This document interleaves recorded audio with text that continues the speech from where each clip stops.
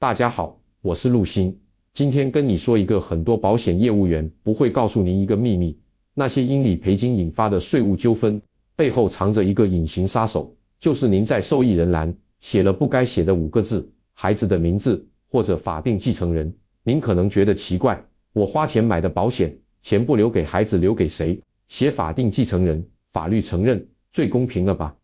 错，大错特错。正因为这个看似平常的写法，让很多本可免税的理赔金，硬生生被剥掉一层皮。这就是税法里的实质课税原则。我们都知道，保险理赔金免遗产税，但免遗产税有条件，如果要保人付保费的人和被保险人同一人，理赔金给受益人时，确实不算遗产。但这里藏着个赠与税的大坑。保单有现金价值，属于要保人，您走了，钱给了孩子，在税法眼里，这就等于您把财产无偿转移给了孩子。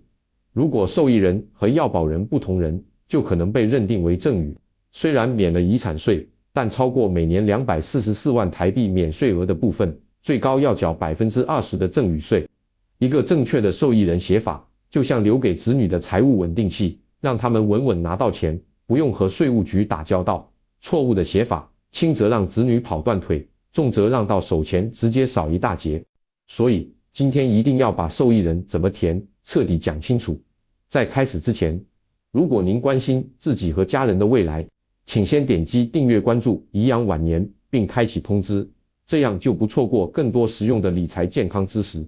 如果您觉得有用，请在留言区输入1，若有类似困扰，请留言，我将尽力回复。好了，我们进入正题，这个受益人到底有什么神奇的呢？很多朋友可能会问，我买保险的时候，业务员就让我填名字，我就填了儿子女儿，这还能填出花来？没错，受益人就是我们保单里最容易被忽视的幕后角色，但他对我们这笔钱最终能不能安全、完整的传到想给的人手里，扮演着至关重要的角色。您可以这样想象，我们买保险，尤其是寿险，其实就是给自己的人生上了一道防火墙。我们希望在风雨来临的时候，这道墙能为家人挡住经济的冲击，而受益人就是这道墙上唯一的门。这门开向谁，钱就流向谁。如果这门开错了方向，或者门本身有毛病，那本该流进孩子口袋的钱，就可能拐个弯，流进了税务局的口袋。我给大家解释一下这里面的法律逻辑，您就全明白了。我们台湾的保险法和遗产及赠与税法是紧紧绑在一起的。假设李先生给自己买了一份寿险，他是要保人，也是被保险人，受益人写的是他儿子小李。李先生去世后，保险公司赔了500万给小李。在税务局看来，这笔钱虽然不用交遗产税，但李先生作为要保人，在他去世的那一刻，他把这份保单里属于他的权益，也就是这500万理赔金无偿转移给了小李，这就构成了赠与行为。这500万里有244万是每年的赠与免税额，剩下的256万就要并入李先生当年的赠与总额去计算赠与税。税率是多少？根据金额不同，从 10% 到 20% 不等。您算算，这一下子可能就要交掉几十万。明明是自己爸爸的钱，就因为受益人写法的问题，孩子拿到手就要被扒一层皮。您说冤不冤？大量的实际案例已经证实，那些在投保时没有留意受益人填写细节的家庭，在理赔时遇到税务麻烦的概率，要比填写规范的家庭高出好几倍。而对于那些家庭关系比较复杂，或者保单金额比较大的朋友来说，正确的受益人写法更是能起到保护资产、避免纠纷的关键作用。可惜的是，受益人填写的重要性不像保费多少、保额多高那样摆在台面上。很多人一买保险就想着我得买多少保额，不然不够用。他们却不知道保额和受益人是亲兄弟，同样重要，甚至在钱能不能安全落袋这个方面，受益人的作用比保额更直接、更关键。实际上，我们保单上的受益人是个身负重任的守门员，他守着的是您对家人最后的一份心意。这份心意能不能不打折扣的送达，全看他。我们的家庭结构不是一成不变的，有的人结婚，有的人离婚，有的人再婚，有的人孩子多，有的人家庭关系微妙。这些复杂的人际关系，最后都会在受益人这3个字上体现出来。如果写的不对，不不仅税务问题找上门，甚至可能引发子女之间、继母与原配子女之间的遗产大战。所以您看，这几个字虽然低调，但它却是守护我们家庭财富无声的英雄。它能规避税务，避免纠纷，加速理赔，对那些担心身后事、心疼子女、希望家庭和睦的中老年朋友都有非常积极的作用。聊到这里，您可能觉得受益人主要是对身后事有影响，但实际上它的影响是您生前就能决定的。很多您现在觉得无所谓的小细节，背后都可能是未来家庭风暴的导火索。第一，只写一个人的名字，万一这个人不在了，保单就白买了，这是最常见的一个误区。很多人买保险，受益人就直接填了配偶的名字，比如张先生填了配偶名字，他觉得我不填老婆，填谁？这没问题。但您想过没有，万一哪天张先生和配偶一起出去旅游，不幸出了车祸，张先生当场走了，配偶送医院抢救，3天后也走了，那这笔钱给谁？因为唯一的受益人配偶也去世了，这笔理赔金就瞬间变成了张先生的遗产，一旦变成遗产，麻烦就大了。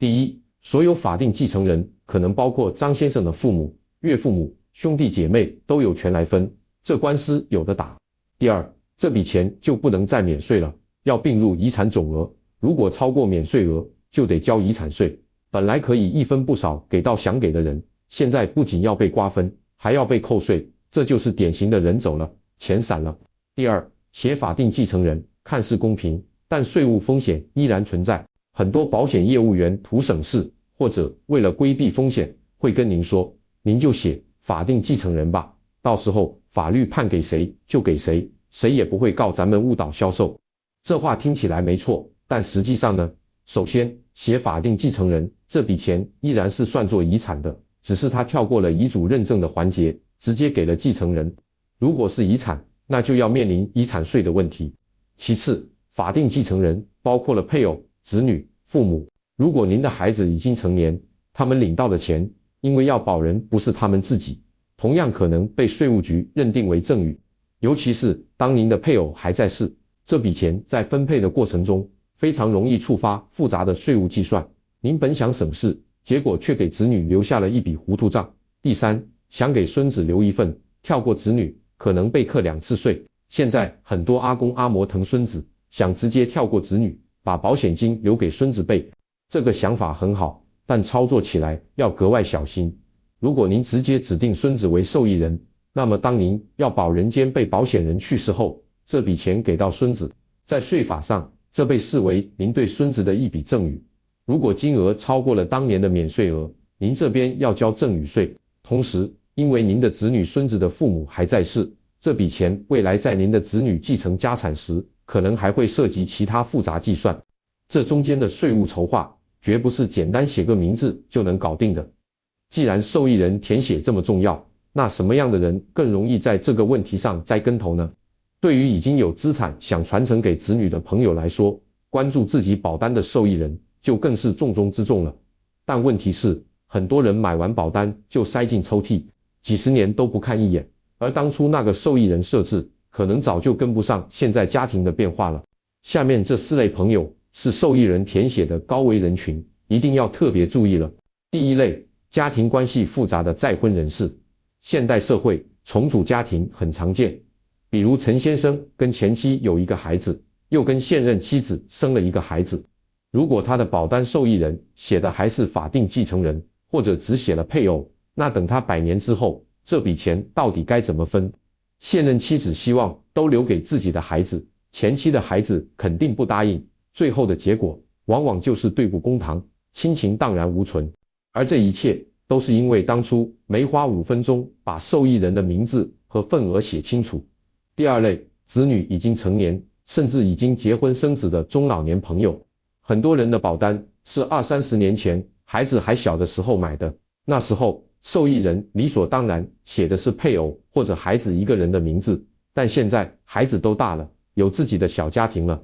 如果您还是保持原样，万一您走了，这笔钱是直接打给您的孩子。如果您的孩子刚好正在闹离婚，那这笔钱就属于您孩子的婚内个人财产，还是夫妻共同财产。这里面的纠葛足以让您的孩子焦头烂额，更别说还有前面提到的税务问题了。第三类，保单金额比较大，手里有多份保单的人，您的资产越多，税务局的雷达就越敏感。如果您名下的保单理赔金加起来超过了2000万，甚至更高，那您的受益人写法绝对是一个字都不能错，因为一旦出错，按照赠与税 10% 起跳的税率，您损失的就不是几千几万块，而是几百万的真金白银。对于高净值家庭来说，提前做好受益人规划，就是在帮子女赚钱。第四类，对保险业务员过度信任，自己从没看过保单内容的人。很多人买保险都是人情保，亲戚朋友一推销，觉得不好意思就买了，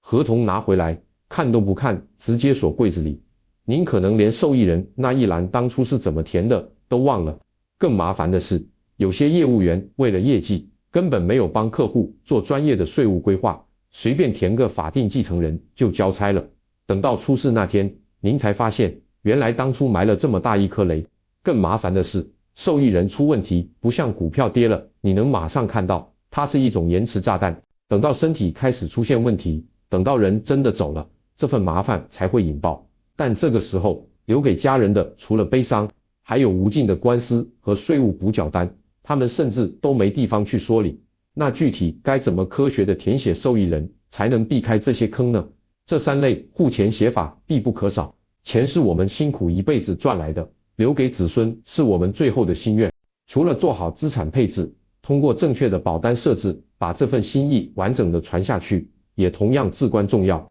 一个人如果在受益人这里疏忽了，他留给家人的可能就是一份长久的烦恼和损失。更可惜的是，很多爱家顾家的朋友并不知道自己随手一填会给未来埋下隐患。如果您已经意识到受益人填写的重要性，那具体该怎么做呢？其实这里面有非常明确的规则和方法，只要您花几分钟看懂，不仅能轻松避免税务大坑，还能真正的让保险起到传爱的作用。下面这三大类方法，您一定要牢牢记住，它们就是您留给子女最简单、最有效的财富护身符。第一，最基础、最安全的方法，明确指定受益人，并写清身份信息和分配比例。说到填受益人，在所有方法里，把名字和身份证字号写得清清楚楚，是最基础、最没有争议的方式。第二，我有个朋友叫阿强，他父亲去年去世了，他父亲就他这一个儿子，但保单受益人那一栏写的是法定继承人，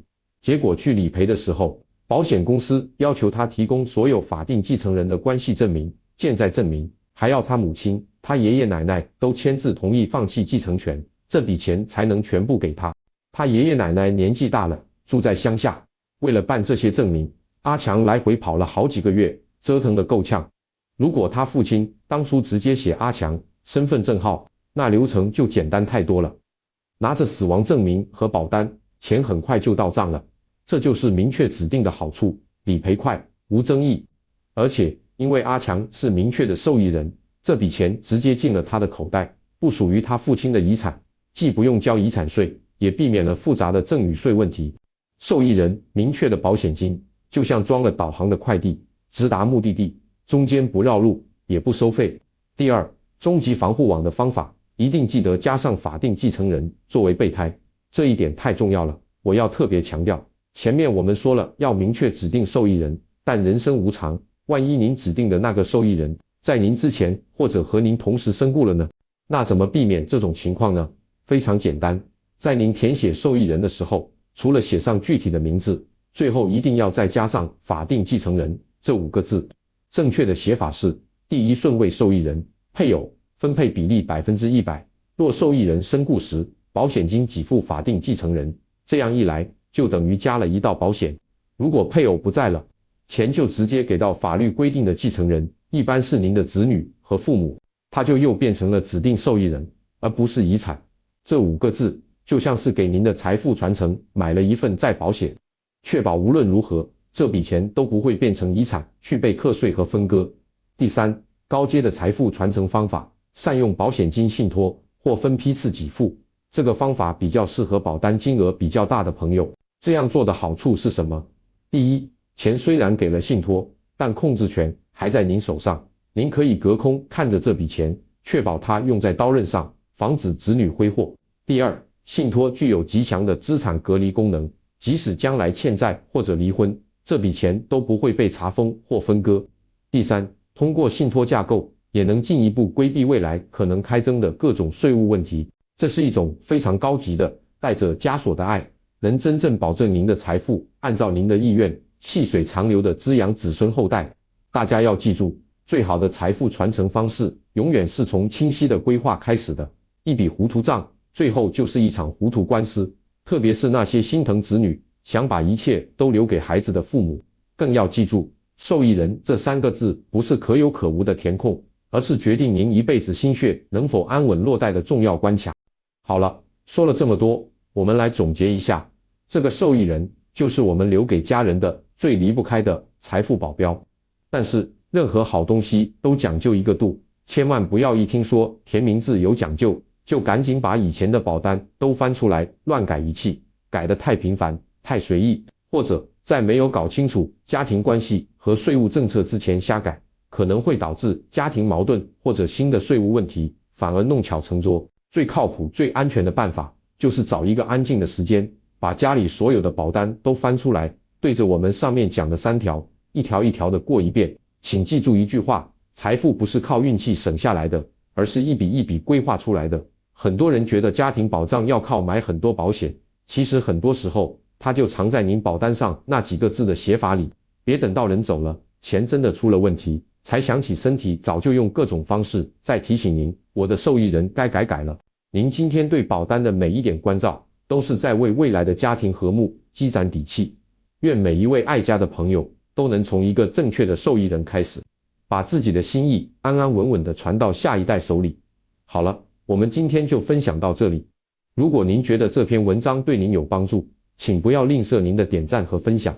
也请分享给您身边有家庭的朋友，特别是那些手里有保单的长辈们。如果您想继续获得更多经过验证、合理实用的理财和健康建议，请您一定关注颐养晚年，也欢迎您在留言区与我们分享您的尝试和改变。您的每一个分享都可能点亮另一位朋友的希望。我是陆星，我们下期见。